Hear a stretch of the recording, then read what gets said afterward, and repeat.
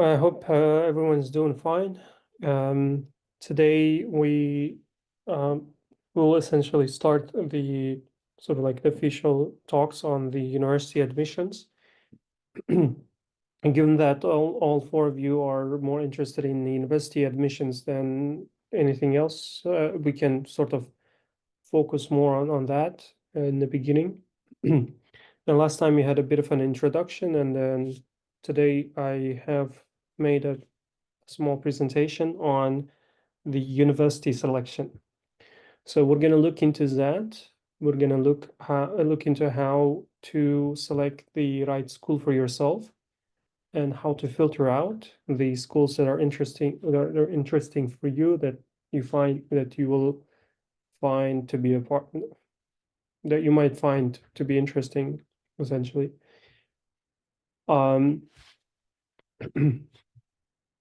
Today, we're not talking about funding. We're not talking about tuitions, anything related to financial side of the universities. We're not talking about that, and we're not talking about the program selection. So for those two, we'll have two other sessions. So today it's just about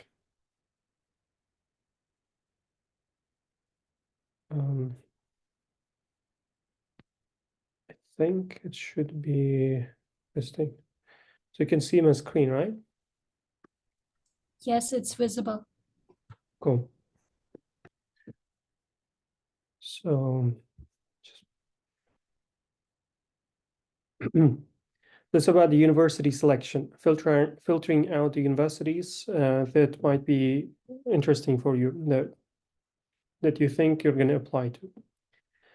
So the main thing is how we can categorize the universities and how we should sort of keep track of the universities that we are interested in, and the types of degrees and how they are different from one another, and the general requirements for any university for your master's degree, for your master's or PhD. So essentially, as we call it, graduate school. So first off, when you are talking about the university selection, or categorization, the best place to look into is the rankings. So we have two primary rankings that are quite reliable. That is QS rankings and THE rankings. And what you can do is you can go to these QS rankings and the THE rankings, and then you can just filter out according to three categories. So you can put the top 20 or 30 schools, depending on your grade, essentially, into your dream school. You can select a few number of schools from your target school that's from the top 100 universities. And as a backup school, as a safety school, you can look into top 300, right? And that's good enough. And if your grades are good, especially if you're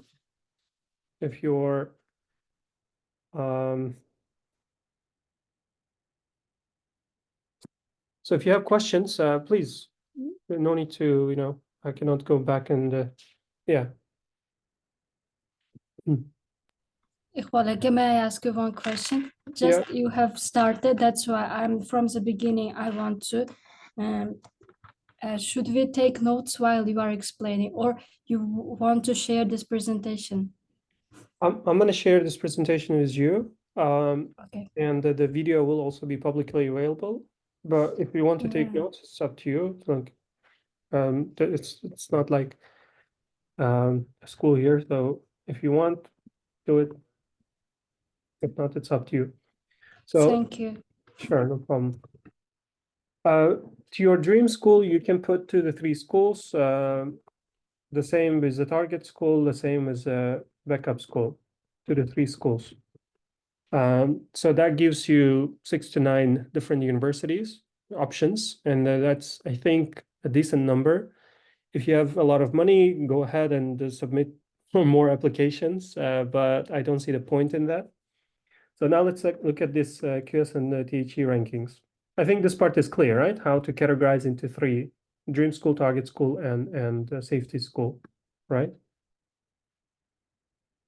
And if your grades are good, so essentially if you're, for example, graduating from Westminster is the first class or second upper, let's say, then that's good enough. Your safety can be within the top 300. Okay. And you can add one more category here. It's like the worst case scenario. So, worst case scenario, you can put, so anything below 300, only if they are free. Free as in free application. Okay, if they have free application. So otherwise, no need to spend money on them. Okay. So and when you're applying, you'll have to pay like application fees, which is around $100. So that's why I'm trying to limit the number of schools. So 333, that's already 9 schools, and if you have like one more, that's already $1,000. So you shouldn't be spending that much money. I mean, you should, but not so much. So QS rankings, you can just Google QS ranking and it pops up this topuniversities.com. So this is the most reliable website that you can look to find the top universities. So the QS rankings 2024 is already there on the first page, nothing else. You just come here, come here, and here you already have the rankings. At the first ranking, we've got MIT, then Cambridge, then Oxford, then Harvard, Stanford, Imperial, and so on, right? With some sort of overall score. So this overall score is coming from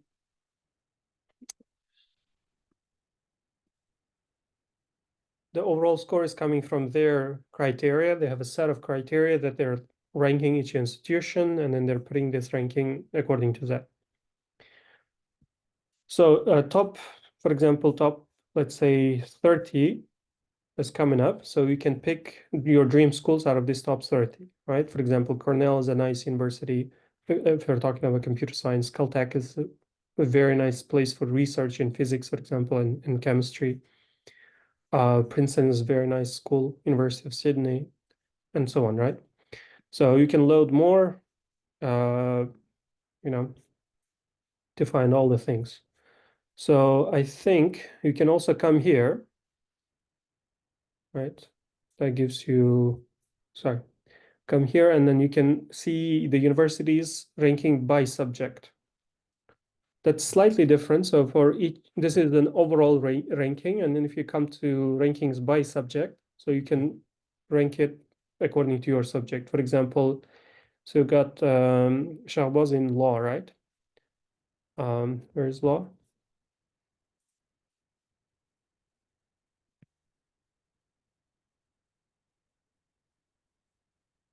Law and legal studies under social sciences and management. So if you come here, you'll get to see the ranking for the law schools. Of course, Harvard is number 1 in law. It's like, it's a different level in terms of law. Oxford is there, Cambridge is there, Yale is there, and so on, right? So, and of course, I'm limiting the top a number of schools right now, but just go through top 100, top 300, and so on, okay? And that's one ranking. THE ranking is another one, the Times Higher Education ranking. Times Higher Education ranking also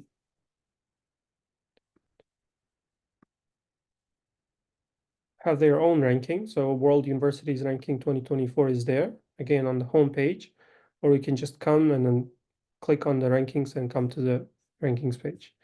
So in the THE, the number 1 is Oxford, and then Stanford, and MIT, and so on. You can come further down, right? You can list, for example, top 100 schools. You can see all the top 100 universities. And some of the universities, for example, Sorbonne is not that hard to get into. Like Boston University is not that hard. I mean, Zurich might be slightly. University of Minnesota is also not that difficult to get into. These universities are not that difficult. Okay, so it's like for your caliber, it is a doable university. It's possible for you guys to do. Okay. So then you can see top 300. This is out of your backup schools, for example. For example, University of Miami. I mean, it's a very simple university. It's not that hard. A university of this, like Leicester, or I don't know how to pronounce it correctly. This is in the UK. That's also not that difficult to go into, right? So your top 300 is very easy to get into.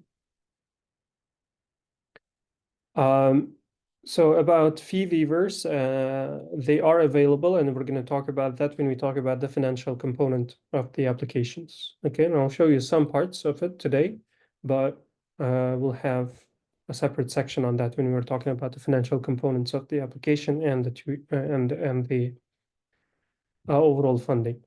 Again, you can rank it by subject. For example, if you do it computer science, right? In computer science, according to THA, Oxford is number 1, Stanford is 2, MIT is 3, and so on.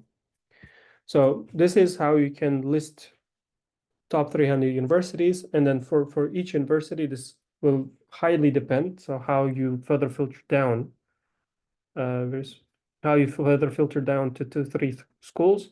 This is completely on you. You'll have to go through the websites of each university, and then one main criterion may be the location, right? So like I think Shabazz was saying that he wants to go to the US mainly, right? Yeah, so US immediately filters out all the other schools. So out of 300, you have got, I don't know, like 200 left, for example, right? So further down, filtering down. But at some point, you'll have to rely on your personal choice. So how much you like that place, the institution. So you'll go to their website, you can do a bit of a Google search, see their campus, see their students, and so on. So that can come down, that they can help you filter down to further schools. So any questions on this? No questions. No questions. The sites you showed were very useful. Thank you. All right, cool. So once you do the shortlist, put them into an Excel file. Okay, put them in an Excel file. Write down the university program, the deadline, which is very important, and the link to the application website. So it's usually the admissions website. For each, so this one is just a sample for computer science. I got it from someone else. It's not related to me. As you can see, the deadline is usually 1 year before. So if you're applying for fall 2024, you're generally late, okay? So if you want to apply for fall 2025, that means you'll have to finish your application so by the end of the year, by the end of this year, in order to apply for the next year, essentially. Okay. And computer science, usually December 15 is a golden deadline. Usually it's like this. In most universities, you see December 15 as a deadline. So I'll show you one that I used when I was applying. So this is when I was applying to a master's degree. So some universities and the status as in the final status, that they give me admission or they rejected me, right? And the application fee waiver, that is for every single shortlisted university. I was checking if they provide any application fee waiver or not, right? Sorry, it's a bit small. Is it better now? So for example, University of Maryland College Park, it's in top 50 in computer science, and it's in the world, it's 128. I think it is according to QS. And I paid 75 $75, right? Was there an application fee? No, I paid it. Okay. And for example, Northeastern, it didn't have any application fee, right? Cornell, I paid $120. University of Illinois, for example, University of Illinois is in the ranking 75, right? And then there's Cornell at 14. But instead of Cornell, I really, really liked the University of Illinois Urbana-Champaign, but like personally very much liked it, the campus, the lifestyle and all that. And that was my like priority when I was, but I got rejected from that. And then you can further have, as you're filling more and more, doing your applications, you can further add more and more columns. For example, the overall ranking, is the application still open? Well, it should be the application deadline for me at that time. It was fine if I just said application open. So GRE. So first of all, is GRE required or not? And in here, in most of the cases, it was required for me because it is in computer science. In some of your fields, it may be, instead of GRE, it may be GMAT. So GRE sent, this is now like the application process. Did I send the GRE to them or not? Is it supposed to be sent by the test organizers, or is it supposed to be just me uploading it onto the application portal? So usually GRE is required to be sent by the organizers. ETS, I think, that they have to send it. So the same was, did I send the IELTS already? Did I already upload my previous education? Did I already upload my SOP, my resume? Does it require work experience or other additional experience? If so, did I already finish it? And recommendation letters and any additional notes. So this is something that I did at the time, okay? And you can obviously improve a lot more on this.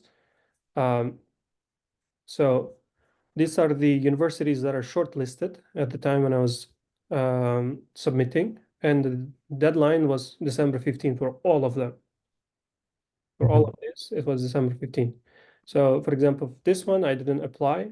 These are some color codes and their meanings. And these are the backup schools that whose deadline was much later. Like for example, May, 1st of Jan, April, March, and so on.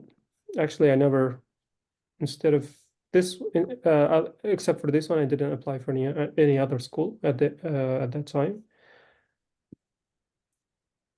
So one of the universities that's not listed here is a university in Abu Dhabi. That's where I eventually ended up going.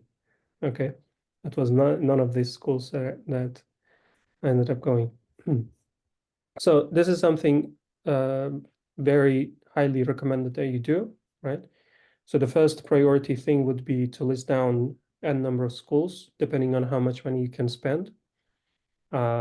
Because you might have to spend some on GRE or GMAT, some on IELTS, and on average $100 per application. So any questions on the shortlisting? We're all good? Okay, cool. So types of degrees. You're doing Bachelor of Science right now. I believe all of you are doing Bachelor of Science. I'm not sure if anyone is doing Bachelor of Arts, but it's essentially bachelor's degree. And after that, there is a master's degree, and after that, there's a PhD degree, the philosophy of doctorate. So Master of Science, or MS, is usually the next step for you. So it can be MS, or it can be Master of Arts, it can be Master of Law, it can be Masters of in Business Administration, and so on. But essentially, it's a master's degree, right? And I believe that it's very clear for everyone that they want to do a master's degree. And after that, there's a PhD degree. But in the US, there's a lot of schools that offer masters leading to PhD.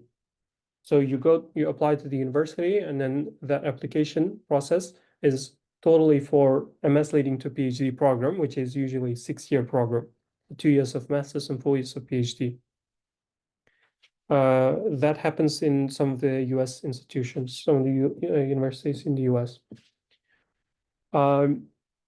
And you can directly apply to PhD as well in some of the sciences. So right after your bachelor's degree, you can directly apply to PhD as well. That's again in the US, not in other places. Like in the UK, it's not like that. So In the UK, you have to do a master's and then you have to go to your D field. In the US, you can apply directly to PhD. The reason for that is the US has this ideology that MS in the US, I'm talking in the United States, they say MS is for industrial-oriented career. So if you're planning to just get more experience in the field, to get more knowledge in the field, but then your goal is to go to industry, then you should do MS. But if your goal is to go to academia, then you should directly do PhD. That's their ideology. And that's not like a hardcore ideology. It's like some universities have that. Some universities require you to go through all the steps. Okay. But essentially, when you're filtering it out, you want to filter out based on master's degree or master's leading to PhD, unless you are planning to do PhD. Are we clear? Yeah. So master's degree usually is 2 years. It's usually 2 years, but in the UK, it's just 1 year. That's sort of like an unusual case. In the UK, it's 1 year, but in most countries, it's 2 years. And PhD, that depends on the country as well. If you're doing like, for example, here in the UK, it's 3 to 4 years, but in the US, it's 4 to 6 years PhD. So now, I think that's clear. So the general requirements for the universities are the following, and it is in the order of importance. Okay, the most important thing is your grades. What of your bachelor's degree? What grades you're ending up with, and therefore trying to get first-class degree if you want to get additional funding and whatnot, or if you're aiming to go to top like a number of universities. Try to get the first-class degree there, and it's not very hard at first to get the first class. If you do your work, you'll get it. And the second thing is statement of purpose. It's essentially sometimes called personal statement as well. Personal statement and statement of purpose is slightly different. Personal statements is a statement about you as a person. Statement of purpose is as an essay about your purposes, why you are essentially trying to go to that field. All right. So we're going to look into this section, statement of purpose, like later in the future and how to write it. And but this is one of the most important parts of your application. So your grades plays a big role. Statement of purpose plays a big role. And the next one is the letters of recommendation. Generally, 3 recommendation letters are required. This is provided by your supervisors, by your professors, by industrial, like industrial supervisors. So essentially your managers and whatnot, if you, for example, did internship or if you're working somewhere, so you can get a letter of recommendation from them as well. Right? If you're doing a master's, the best combination would be, because you're immediately applying after your bachelor's, or at least 1 year after your bachelor's. So the best combination would be 2 academic letters of recommendation and 1 industrial letter of recommendation. Okay. Oh, I have got a question. What was industrial recommendation? Okay, so academic is from your university. Your professors, your supervisors at your university, they provide the letter that shows that talks generally about how well you're doing at that school in your undergrad. And the industrial one is from your work. Okay, if you did internship, if you are working somewhere, so your manager or supervisor from that work position is giving you the letter of recommendation. So the good combination is usually 2 academic, 1 industrial. Okay, so it shows your academic abilities from the school point of view, but also it shows your communication and credibility from the work point of view. So that combination is good. and therefore try to be nice to your professors at schools at your undergrad. So at West we generally have the last year, and you'll be working for the whole year as a supervisor to do your dissertation. So that's a good thing. So your first letter will be from that person, whoever that person is, your supervisor for your dissertation. And the second, maybe any other supervisor, any other professor that that has a good standing, preferably a professor, not just a teacher, okay, not just a tutor, preferably a professor who knows you well enough that you have taken a couple of courses with them, they know you on a personal level, okay? So there might, if you have work experience or research experience, that might add good values to your application. So if you're going for a research institution, then if you have research experience, that's a great thing. If you're going for, industrial oriented university, then work experience is good. Either way. So it's beneficial if you do internships throughout the summers. Don't like people spend summers for work and travel. I understand the reason behind that. It sort of does give you some value, but do it once just for the experience if you actually need the money, but try not to do it every year. Instead, like especially when you're coming to your close to your graduation, try to spend that summer period, which is 4 months at West. Try to spend that at a company, preferably at a well-known company, who can give you a good experience and a good recommendation letter in the end, right? And the least important ones, I don't know why in Uzbekistan they spend so much, they put a lot of emphasis on standardized test scores. That's the least important thing. It's just for the sake of standardizing that they usually require this. And some universities don't even require it. For example, like I'm at Oxford now, I didn't do any IELTS, I didn't do any GRE, I didn't do any test to get here. Because all the things above were enough. And you might say, what about IELTS? IELTS is there to show that you have the capability, you have the control over the language. Then when you go there, you're studying, you understand and you can explain yourself. You understand what's being taught and you can explain what you want to say in your mind, whatever you have in your mind. Okay. So, for example, at West, you can get something called language of instruction letter. You can get that. And then some universities just accept that. Okay. Because in the last 4 years, you've been studying your degree fully in English. The program is fully in English. So that already indicates that you have a good command of the language. Okay. At the same time, I'm not discouraging you from taking the tests. So especially at the master's level, they do require some of the universities, it's a requirement. But yeah, like get, for example, like IELTS 7.5, it's fine.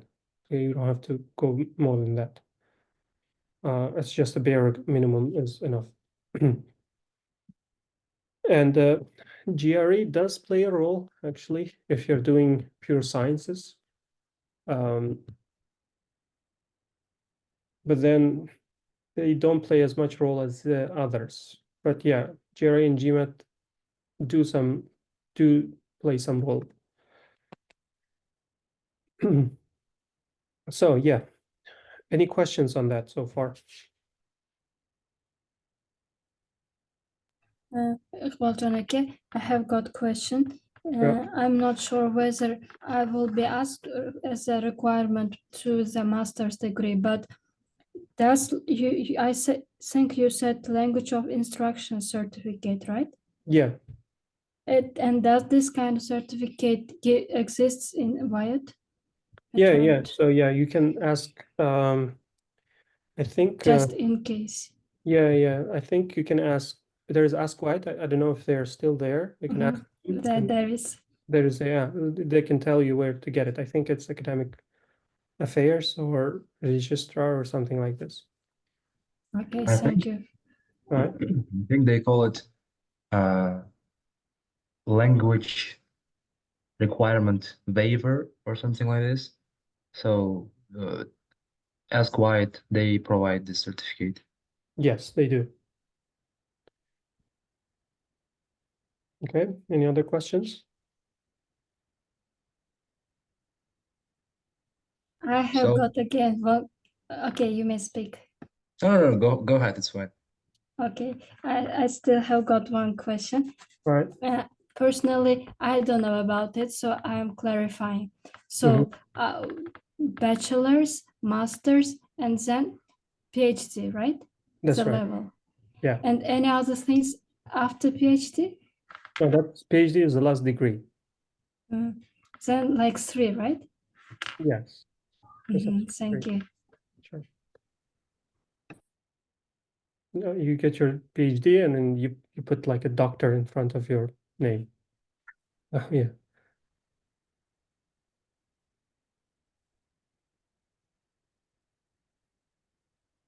Any other? Yeah. I wanted to ask about the degree that you are doing currently. It was just written on that Google form that you are doing a degree in AI. Yeah. So if you can elaborate on that more with details, like what exactly do you study and what do you do? Okay. You So are doing your professor's degree, right? Okay.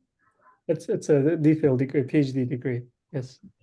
So I've done my bachelor's at West and I've done my master's MS in Abu Dhabi, and now I'm doing my PhD. That's the last degree. So after that, I mean, you can work as a professor, or you can do a bit of postdoc, something called it's a title, it's a job. So my DPhil is it's AI in medicine, medical sciences to be precise. So what we are trying to do is to help the clinicians, I mean the cardiovascular department. So to help the clinicians to automate some of the things that they do. So the study is about finding something called radiotranscriptomic biomarkers. It's using transcriptomic data, which is RNA sequences, about the genomic RNA sequences. So we use that type of information, and we use the patient information, and we use the imaging information. That is like CT, specifically computer tomography. So we use computer tomography images of patients, and we extract information from all these types of data, and we try to predict if the patient is going to have cardiovascular events like heart attack, stroke, and so on in the next, let's say, 5 years or 8 years time period. Wow. Sounds very, very interesting and cool. Yeah, thanks. So basically, what you are doing is that you're just, in simple language, taking the information and making AI to predict the future, physical condition of the patient. Yeah, exactly. Oh, okay. I got it. Well, that's something, I guess, that not all medical professionals can do. And they usually basically guess this might happen, this might not happen. Yeah, And so the goal is to just to make it more efficient and correct, I guess. yeah, that's the idea. Got it. And also, did you go to uh, did you go for your master's degree immediately after finishing WIUT, or you took some break?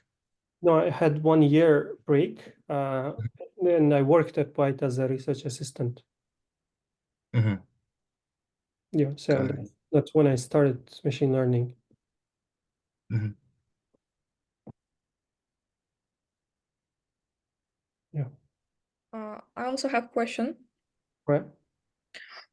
Can you talk a little bit about how did you decide to choose your pathway, like your faculty or your future profession? Because still I have a bit hesitation or doubt about what to choose. That's why it would be really great if you can share your own strategies that you use to choose the faculty or the way. Yeah, sure. So my only criterion when I'm choosing a subject is if I like that subject or not. So as I was graduating from my bachelor's degree, it was like there's so many things that I could do. Like I could go into traditional software engineering, I could go into teaching, I could go into business, because at West we study both business and computer science, right? Not computer science, but software engineering. So like we could be a mobile application developer, we could be web application developer, we could be this and that. So I sort of like the structure of WIUT because it puts you into this field, and it's like a very broad field. It's business information systems. So you're having the taste of every subject. So you're trying to, you know, experiment on that subject and seeing if you enjoy that or not, right? So for 4 years, I didn't find anything that I enjoy very much. But after that, I started my RA at West, research assistantship at West, and that's when I first started to, getting into machine learning. It was a lot of fun. I was very novice at the time. I didn't know much, and the project that we did was between our university and the university at West in London, University of Westminster in London. So that's a collaborative research project that we're doing, and the supervisor that I had at West, she was very nice enough to help me at every single stage, and I didn't do much to that research project, but we ended up getting a publication out of it. So at that point, like out of this 1 year period, I understood that okay, machine learning and AI is something that I enjoy doing. So that was my only criterion when I was choosing the field.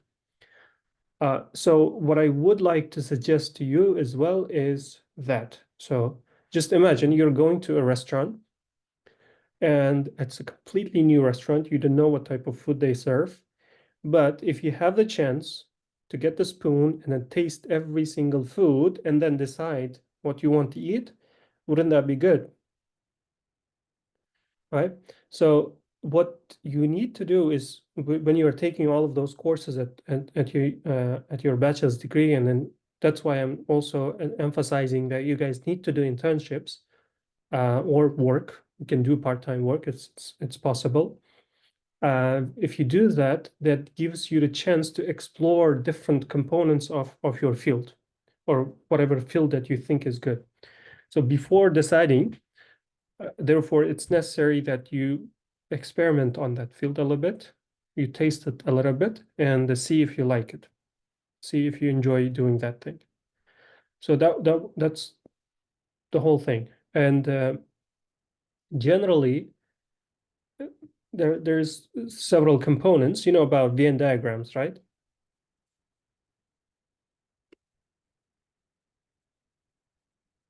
Venn diagrams. So something like this. Let's go with 3. Something like this. You know about this, right? Okay. So when you're picking something, the these are the things that you are interested in doing, and I'm sure you have some things that you're interested in doing. For example, sitting on Instagram might be something that that you enjoy, right? But it shouldn't be the only thing that you should be doing. So this circle can be all the things that you enjoy doing, and then this circle can be the things that you have a good talent at, so that you're naturally good at. For example, some people are good at math. Like I've been good at math from my childhood, right? But I'm not very good at, for example, history and economics. Well, at the time, since my childhood, I was not that good, but like over time, it was fine. But I'm still not very much interested in history, and then not very good at it. I always forget the names, and I always forget the numbers. So these are the things that you're good at, that you're talented at naturally. And this circle is the one that gives you the most money. Okay, it should generate some amount of money, although that's not the primary goal. You should, whenever you do things, you should essentially find some money out of that. And if you can find this circle, like this region overlap, the intersection of all the three, then you're the luckiest person, okay? Because you're doing what you enjoy and you're good at it and you're getting a lot of money for it. Okay, therefore, try to spend more time to investigate what you like to do. And of course, you can expand this circle more. For example, you can add one more circle and think about how, for example, how much contribution you can make, as Jasmina was saying the last time, how much contribution you can make back to the younger generation, for example, right? So, for example, in my circle, that is there, okay? So you can expand more circles and more criteria onto this. Okay, but as of now, not to complicate too much, 3 circles are good enough. What you enjoy, what you're good at, and what can pay you. Okay.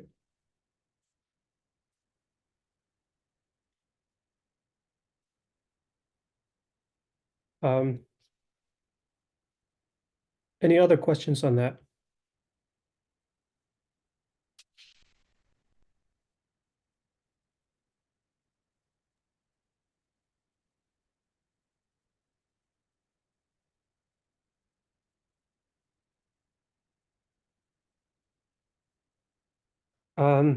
Jasmine, if you're still quite doubtful, then we can discuss and investigate more and more. So we're going to have one more session on the program selection. So we're just looking at the university selection today.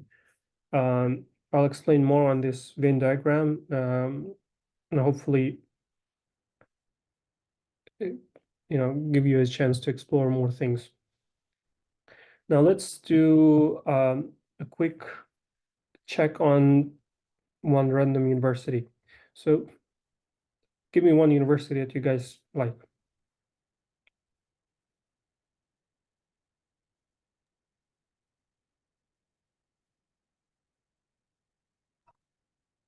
Can we go with the 5th one? ETH, Zurich, Switzerland. Yeah, ETH Zurich is a very nice university. I really like it. I visited the university. It's such a beautiful place. And I know the website as well, but it's more German than English, so it's a bit difficult to move around. But again, we can do that. So we are doing what? Admission. Let's just write admission, and then as you can see, so we've got studies, bachelor admission. No, we need master's admission, right? So we come here, we don't need this guy.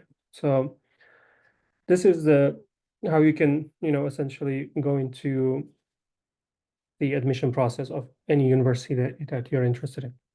So depending on your educational background, there are different requirements for your application to our master's degree. The basis for admission is always your undergraduate degree, even if you hold an advanced degree. So international bachelor, okay, admission. Why it is highly selective, okay. Oh, it's not the right place. Okay, how to apply, let's go here.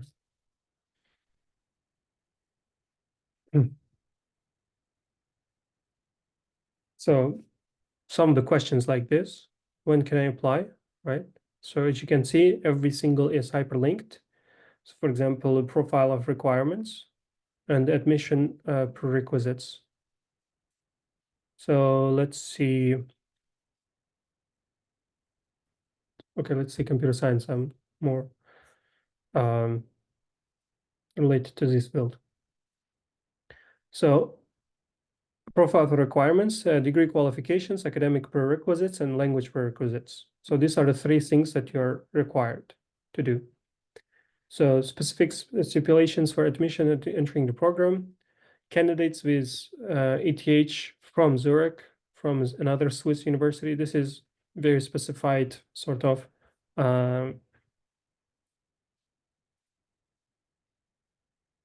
categorization of students. So here's a degree profile requirements, right? This one provides a PDF, but usually those things are available online on the website. So for admission to the degree program, one of the requirements is a bachelor's degree in computer science, at least with 180 credits, right? And at West, we use the credit system. Okay, it's a UK credit system, but you can convert that to the US credit system. A bachelor's degree in computer science from a Swiss university, right, comprising at least this, or a university bachelor's degree, so it's one of the three, in a discipline other than computer science, comprising 180 credits again. Those include electrical engineering or IT, mathematics, mechanical engineering, physics, and yeah, okay. So it's giving you what you are required to do or what you're required to have. The academic prerequisites, it's giving you discipline requirement profile, 75 credits in total. It's based on skills and based on knowledge and skills covered in the ETH bachelor's program in computer science. So, for example, some of the schools, for example, computer science is a very pure hard topic. So therefore, they might require that you take mathematics courses and you take computer science courses, right? But if you're going for a bit more relaxed, for example, business-related subjects, they don't necessarily require some subjects to be part of the application, right? For example, data structures and algorithms is one of the most common topics in computer science, and you have to have this in order to apply for the master's degree in computer science at ETH. Okay, and so on and so forth. You can look further for other requirements below. So language prerequisites. The courses are taught in English. Some require knowledge of both English and German. German because Switzerland and they speak Dutch. They speak German. Recognized certificates. So as you can see, ETH Zurich is in what? Top 5 by subject in computer science. So I think we should just go for overall ranking. ETH is in the top 11 overall, according to THE, right?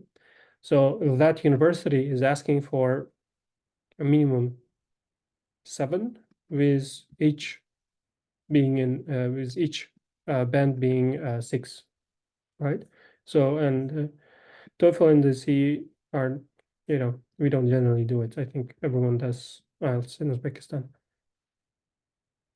That's it. And then when you usually go to the website, there is something called exemptions or waivers, language requirement waivers. So here are the waivers for this specific school, okay, for this specific university. Every single university, they have their own criterion. So if you hold something called the Swiss Matura, I would assume something related to the residence. If you hold a bachelor's degree from ETH Zurich or a bachelor's degree from EPFL, this is also one of the top universities in Switzerland. Applicants who complete a bachelor's degree program exclusively taught in English, okay, which is the case for our university. Okay, the language of instructions must be officially confirmed by the university, which we can do. Okay, that's what I did for my PhD as well. Okay, I just sent university, our university at West. I told them, can you please send the university here, Oxford University, saying that our degree was in English, and then they did it. then that's it. No confirmations are required for your bachelor's degree from Australia. If you're coming from this, then you don't even have to do any confirmation. But in our case, you might have to do a confirmation because it's located in Uzbekistan, but you might not have to do it because the degree is from the UK. So, but once you apply, you can waive it. As you can see, IELTS is completely waived. Okay.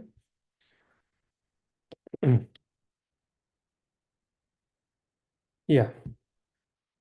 So this is a general process. Let's go for another school, and then that will be it for today. So let's go for one of the US schools.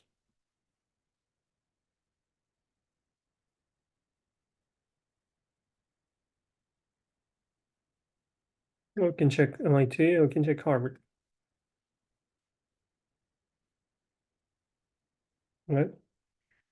So Graduate School of Arts and Sciences. And if you're applying for law, it'll be a different one. That's a different school. So there's such concept. So instead of departments, they call the school. I think at West we are also calling it school, right? School of Computing, School of Economics, I think, School of this. So essentially, this is just one department. So Graduate School for Arts and Sciences includes all the subjects under the field of arts and under the field of sciences. So here you have their application portal. You'll go there and you'll do application process there.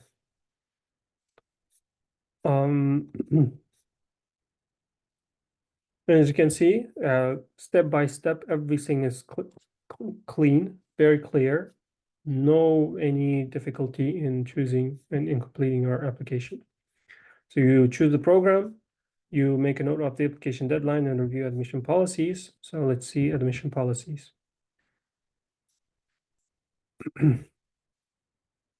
Academic requirements, admission.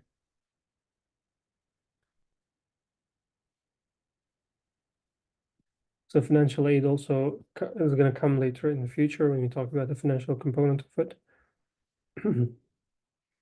So there's concurrent, there's special descending admissions. So let's just go.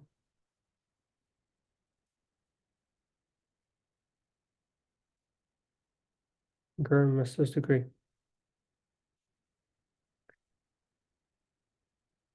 So eligible AB and AM programs. AM is Masters of Arts. AB is, I think, Bachelor of Arts, I think. So these are the subjects available there, and these are the subjects available in SM, Master of Science. Right? So going back, complete your application by the deadline. English proficiency, again. IELTS is, see, it's 6.5.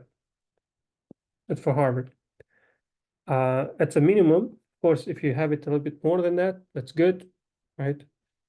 So even here it says some programs may require a higher score, and the higher score is usually 7. They don't require more than that. Visit the degree program in order to find more. Sending IELTS and TOEFL, you have to send it through the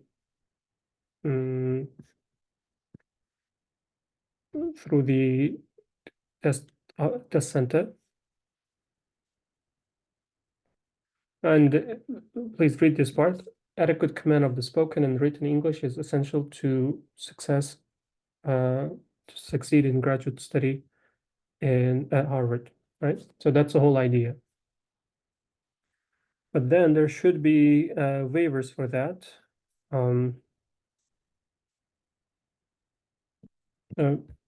Somewhere on this website you can find that, okay? So GRE, letters of recommendation, statement of purpose, personal statement, writing samples, transcripts, applications after you submit your application. Okay, so it's typically like this. Here, these are the steps: application and application fee, and there might be fee waivers. For example, Harvard doesn't get money from Uzbekistan for application, or it gives you for free, because they check how much earnings you have per per year. Your parents have per year, and we always go below their requirements, so it's free. But at least in graduate school of arts and sciences, it is. I don't know about law and the other field schools. You have transcripts from the university, and you can get it even if you're not done with even if you're not finished, you can get an official one from the university, and you can still apply that. You can upload that. 3 letters of recommendation, which is a typical thing. SOP, personal statement, again, slightly different. So they're requiring both of that, for example, here. Demonstration of English proficiency. So you're good in English. And GRE for some of the programs. For example, computer science requires, no, it doesn't require computer science. As far as I remember, for Harvard, it was an optional thing. So yeah, that's a typical process.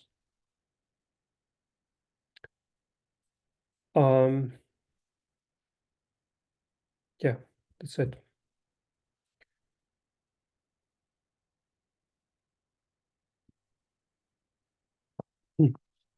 So any other questions?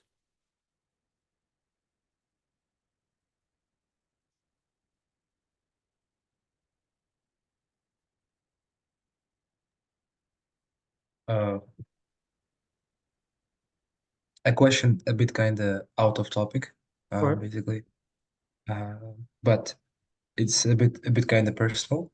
If you would like to, could you share your experience living abroad and also having this whole thing with visas and interviews and your PhD degree in UK? Is it for 3 years or 2 years or 1 year? How long is it? Okay. So living abroad is good. I mean, so the first time I moved out from Uzbekistan was immediately I went to Dubai and then to Abu Dhabi, right? People generally get culture shock, but for me, it didn't feel any different. It was just okay. And I didn't get any shock because I like nature more than urban cities. So it's like I was not much impressed by Dubai's, skyscrapers and whatnot. I was like, okay. So the first semester adapting to the Abu Dhabi life was a bit difficult. Only the first semester. That's a couple months. That's because it was right after COVID, and we were still in lockdown, and the courses in the first semester were completely online, and the labs were in person, but the lectures were online, so it was a bit difficult. So uh, like there was not personal touch, and in the first semester you're just outside and you don't have any people around you. Slightly difficult in the first semester, but from the second semester I got used to it, and we were back on campus in real life classes. So everything was stable from there on. And I came to the UK in 2022 for the first time in the summer. So I spent the summer here. So it's like I was coming and I saw the nature and I was like, wow, it's like taking videos, pictures. Just you see a tree, a green tree, and you say, wow, that's beautiful. Yeah, I mean, UK life is also very simple. It's like, for example, the city of Oxford. It's a very typical city, as in Uzbekistan. It's not that, like very developed. It's very expensive, and if you want to get knowledge, you have knowledge all over the place. You have so many books, so much information that you can get, and the libraries are always full of books. And as an Oxford student, you have access to all of that. And other than that, the life is very typical. I think I can say as in Uzbekistan. It's like typical life in not even Tashkent. Tashkent is even slightly more active like in London. Like if you're talking about smaller regions of Uzbekistan, you know, we can say it's similar to that.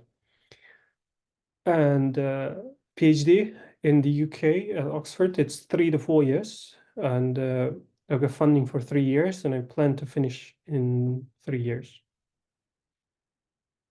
So hopefully. And do you have any plans continue living in UK? I don't see myself in the long term. I don't see myself here in the long term. I'd like to, I think I'd like to travel to a couple other places that I have in mind, and like to go there and then leave there. Like, for example, one of that is Turkey.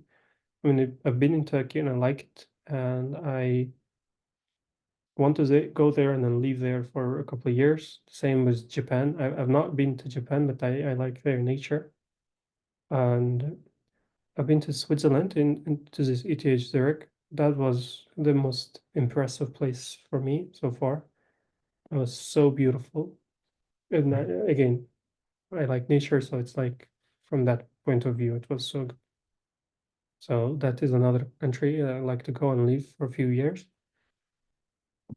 Yeah, I don't see myself settling down anywhere at this point. I'm asking maybe maybe this is not the right question to ask from you, but I was like basically thinking about two countries where I would like to go, as I said in the previous meeting. These are US and UK. UK because I am finishing a Westminster, so I have a UK degree, basically, and US because I've been once. I have, as you mentioned, cultural exchange program. So, and I liked it.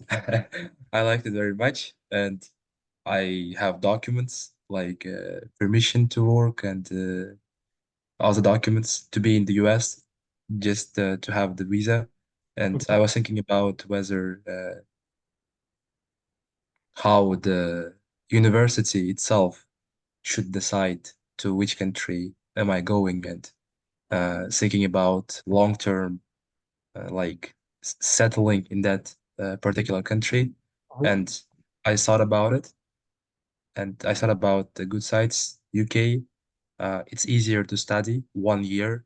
It's easier to study because I know the system, and partly I know most of the UK law because Westminster teaches UK law, Yeah. and then it will be easier to find a job in my sphere. However, US is harder, and it's a long-term thing. 2 years master's degree, very expensive. And the system itself is quite different from what I know, from what I studied. But honestly, like I looked at their salaries, the average salary that legal professional makes, and it's twice higher than what people make in UK practicing law. That's true. And so, and I was thinking, and then I thought maybe the university decides, like if I enter like good university in UK, I will go to UK, or a good university in US, or I'll go to US, or should I choose one place, like I'm going to US and then do universities only in US? No, I mean, you can filter it based on this UK US criteria you have, but I don't think you should limit to one country. I mean, if you're open to go to both, consider both.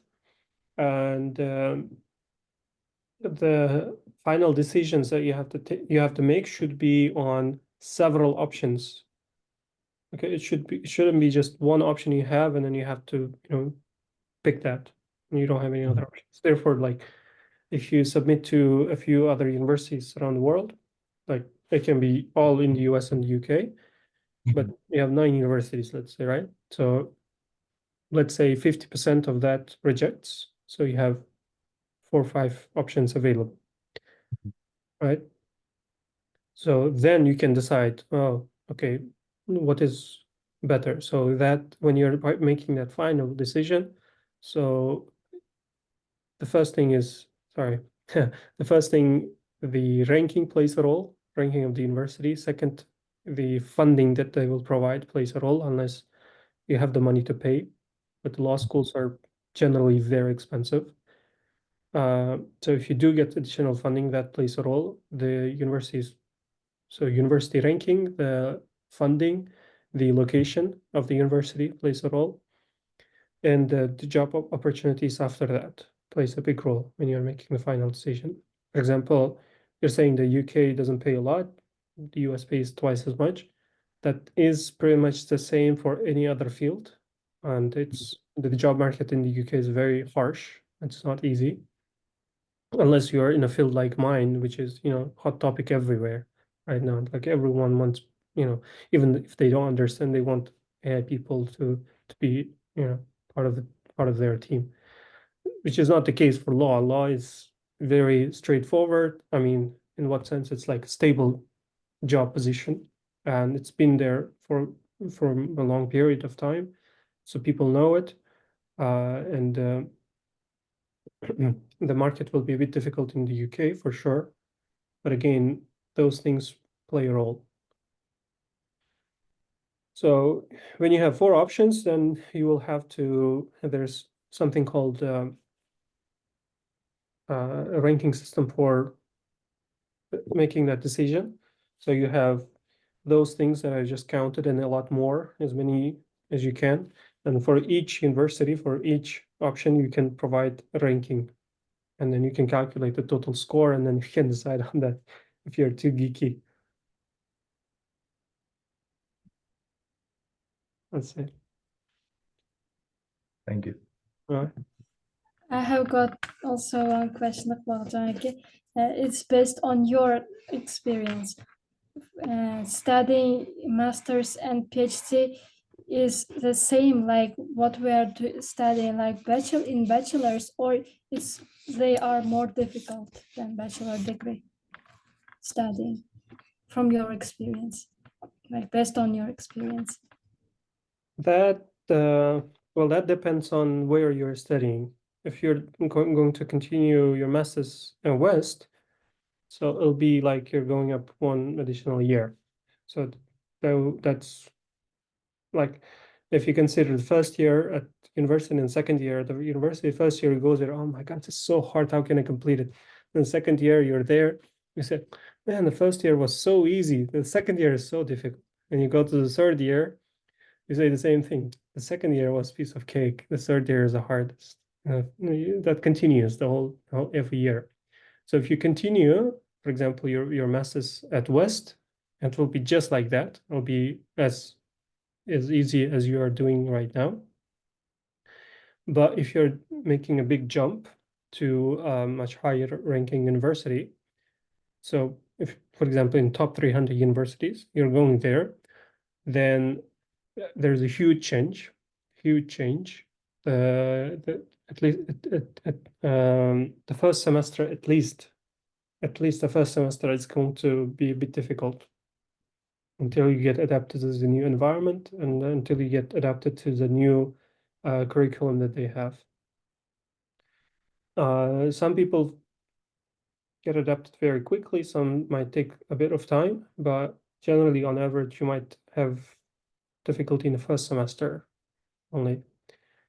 But then there's a huge difference for sure, because you're jumping a lot by a huge margin. So the quality of education is going to be difficult, and the amount of work that you have to do is going to be different.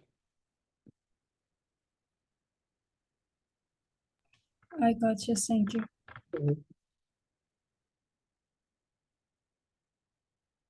All right. So I can stop the recording.